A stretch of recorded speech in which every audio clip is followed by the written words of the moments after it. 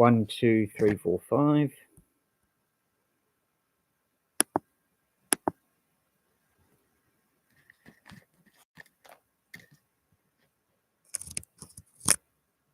One, two, three, four, five.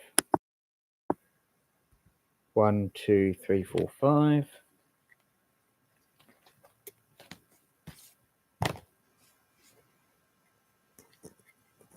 Okay, hello to David. Thank you.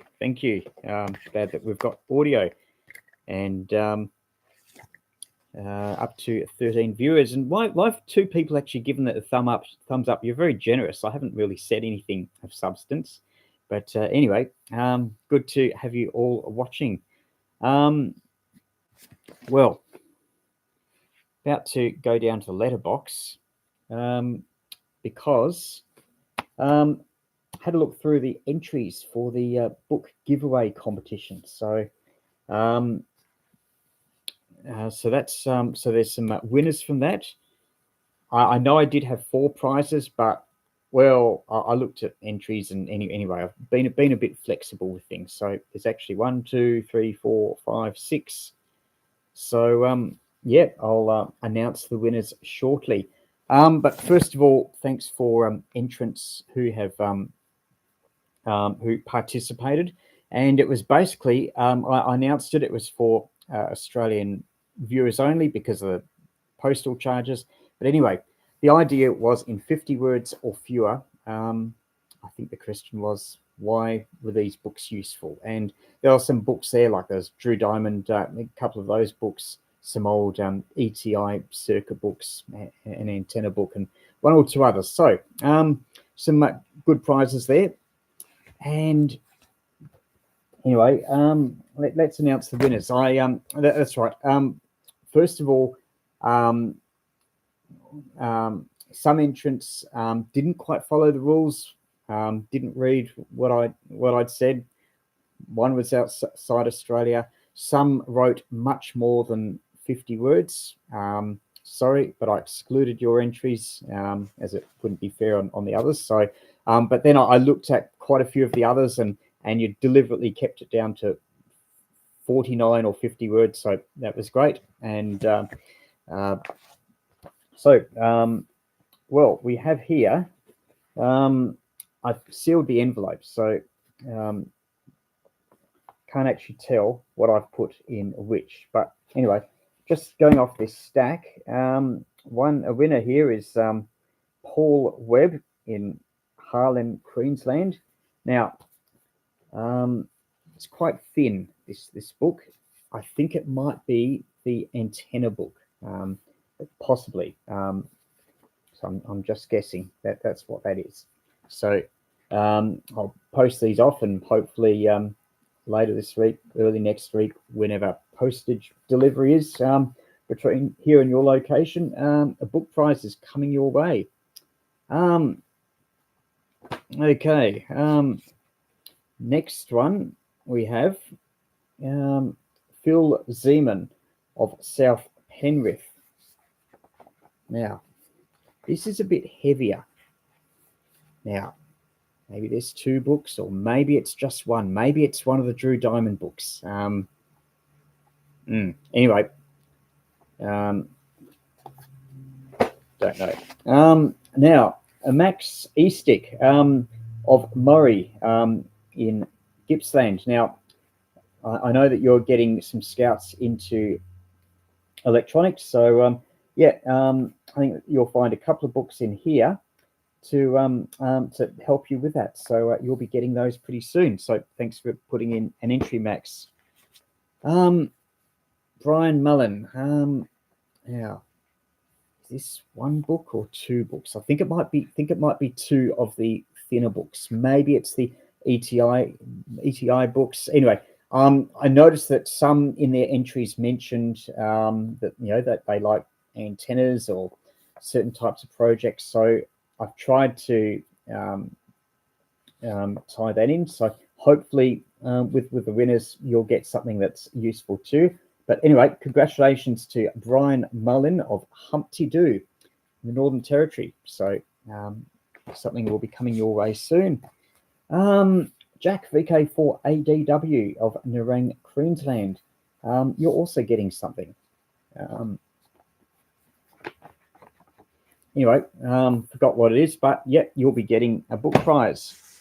And finally, we have James Ratz of Ararat in Victoria, Western Victoria. So that's what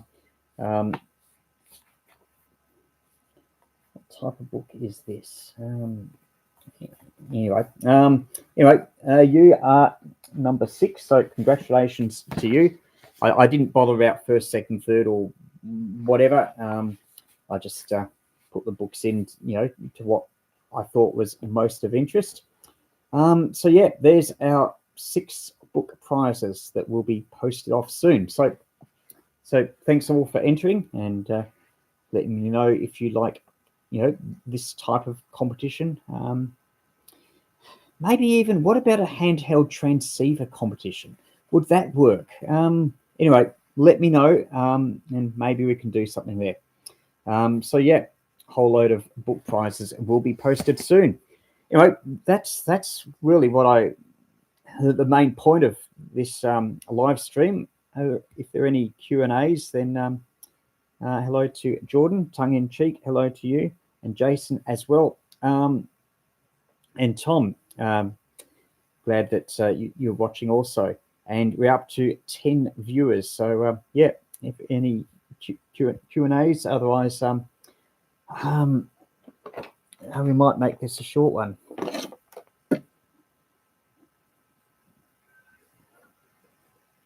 Oh, now this, while you're preparing your questions, I thought I might just show off this. This is a handheld transceiver. You'll be swamped with mail. We'll see. I don't know, because they're pretty cheap now. So maybe anyway, we'll see. Anyway, this thing is a double sideband transceiver. Actually built it last century. Hello to Ian as well. Good to have you watching in the UK. And it must still be fairly early in the morning there. Can't you get to sleep? Yeah, no, I didn't sleep that well last night either. Anyway, must be about 2 in the morning there, I'm guessing. Anyway, this is a double sideband 7 megahertz transceiver. Well, it looks shiny. It's actually built it in 1998. So it actually predates the FT817 and a lot of the newer QRP rigs. But it was one of my earlier portable double sideband transceivers. So it actually comes in a box, which is a fishing tackle case thing. There we are. And so, hard to see anyway. There's a microphone there and a space for the batteries and antennas. Vernier dial, where to get those? Well, main thing is hard to get new. You do occasionally see them on eBay and the likes new, but handfests are really your thing. Often you are able to, you might not find a vernier dial separately, but maybe there's a receiver or someone's homebrew project that might have a vernier dial attached, and that might actually be cheaper. For instance, I'll just get something off the shelf.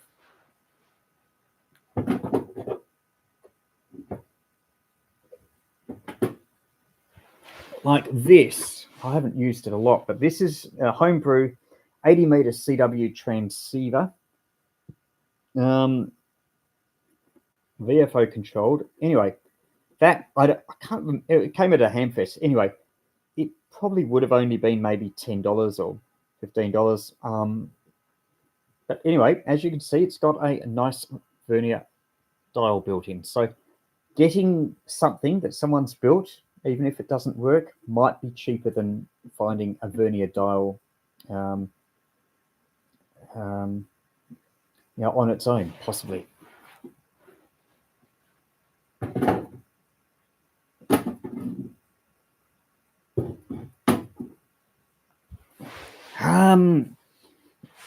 what else? Well, there's ways I suppose you could get around. Oh, that's right. Another thing to look very carefully is when you see S-based variable capacitors, especially, they sometimes have vernier reduction drives built in. Is there a brand name on the vernier? I know very old ones, the old English ones were Eddystone. Sato was a Japanese brand, but mostly, they're just not. No, I don't think that many of them are prominently branded. Okay, noted on the night shift, Ian, and 0245. So yeah, it's 11:45 here. We aren't yet on daylight saving time. If you've just joined, I'm Peter VK3YE, and if you've just missed the main point of this video, it was because I was announcing all the winners for the book competition. So just get it. So when I've finished, you can watch the video again and see if your name is there. So vernier dials, now crystal receivers as prizes. Well, the thing is that they've got to be really small, cheap, and light to send. And I have heard of people making crystal receivers in postcards. The thing with crystal receivers, they have an issue again with some of the rare components, like crystal earpieces, are probably not so common. Although I did do a video recently where I used a piezo transducer and a stethoscope that that can work quite well on crystal sets. But yeah, I'm not sure about crystal receivers as a prize, because it depends on antennas and whatever.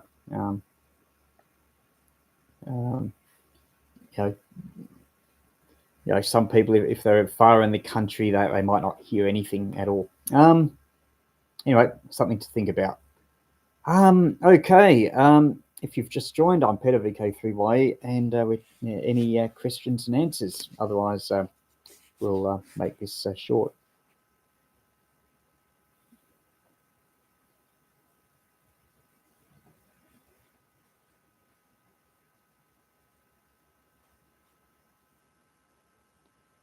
What else? I have been doing a little bit of parks on the air lately, and hello to Marco in PY, which I think might be Brazil. Could be wrong there.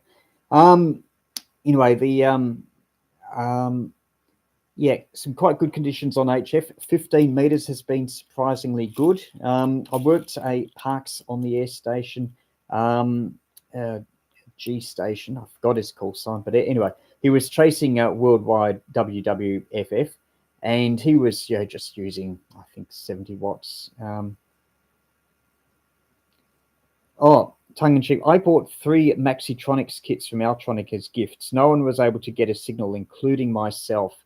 Well, I'd first of all test the crystal earpiece. Some crystals. I actually did a separate video of, I think it's called 10 reasons why your crystal set doesn't work, or was it 10 ways to fix a crystal set? Anyway, if you search those sorts of keywords, that is, that will help you in getting a crystal set to work.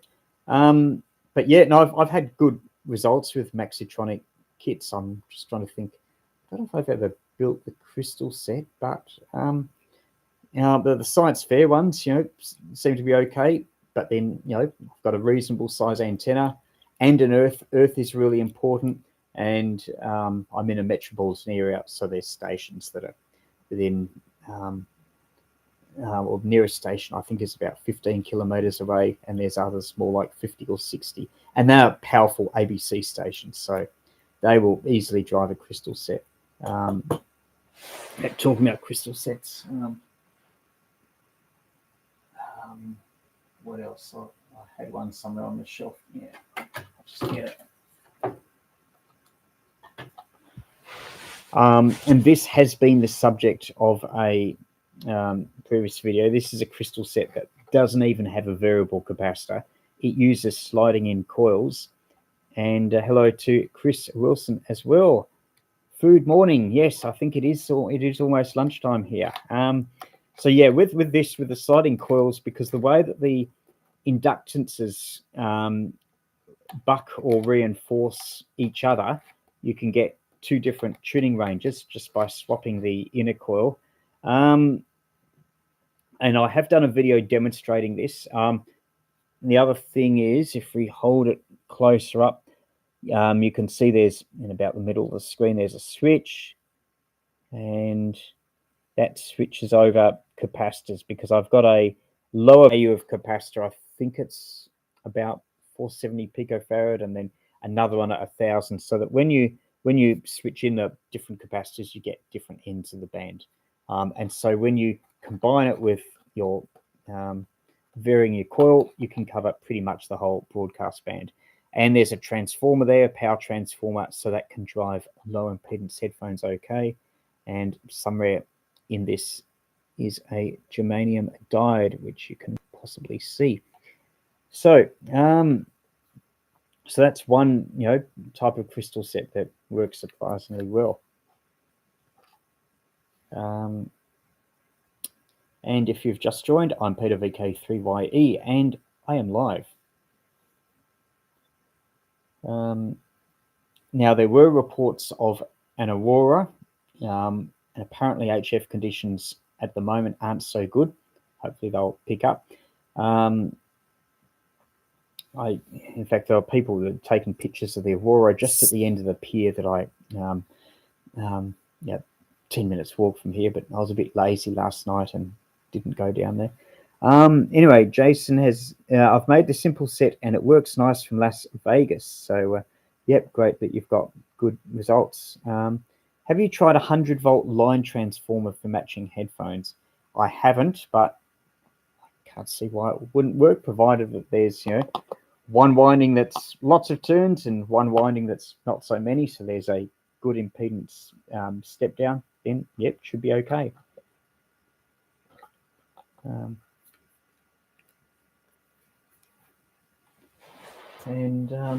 Well, since people seem to be talking about crystal sets, maybe I should reach on the shelf for some more.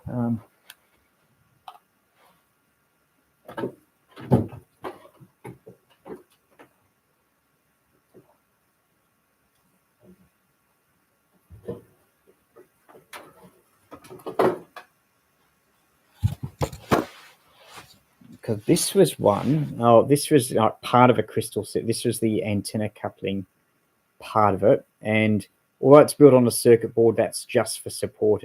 There's no components or anything on it. And the idea is that you plugged in, this is a shortwave crystal set, so you plugged in one coil like here somehow.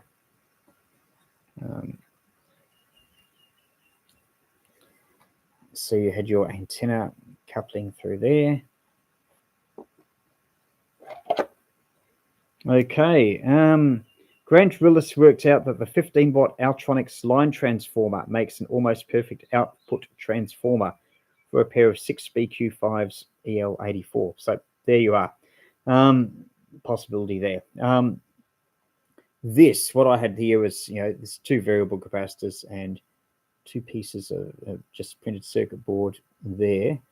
That's a bit better view, and that's what I just adjust the tuning with, though this is the front end assembly, and the rest of it is in this box. So we have this on here, the other end, you have that there, and you had the variable capacitor here, just used a plastic type, and with this you could vary the coupling like that, and that helped with the selectivity and impedance matching, that sort of thing.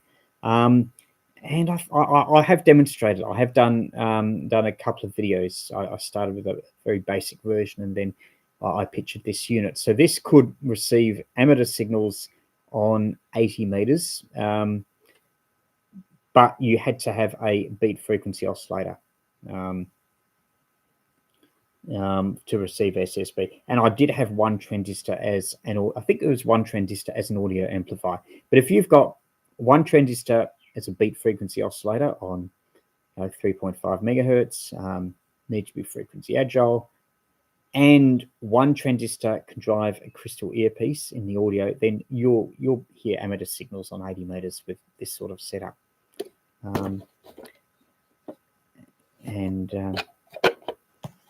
Yeah, but if you don't have a beat frequency oscillator, then you won't hear anything on the amateur bands, unless you're very lucky and there's someone using AM very close by. So that was just one crystal set I thought I'd show.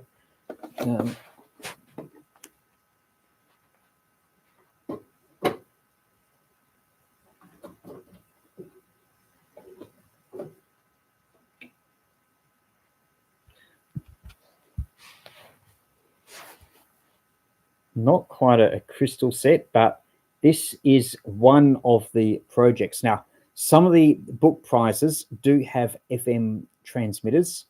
So if you're a winner, one of the winners, and depending on which book you got, then you might want to consider building a transmitter like this. I have done a video of it and I demonstrated it. It got quite a good range, like 500 meters, or was it 800 meters? Anyway, that is it close up. So you had the electric microphone, probably a microphone amplifier. How many transistors? There are 3 transistors. So a RF oscillator and a buffer or output stage. And a little transmitter like this, especially put on your roof, can do surprisingly well. Just a little FM wireless microphone. And 14 people are watching. And for those 14, you can watch the video later where I announce the winners. They're going to be posted today, but a total of 6 winners for the book competition. So thanks to all who entered into that. Anyway, it's almost exactly 12 o'clock. So unless there's a couple more questions, I'll call it a morning.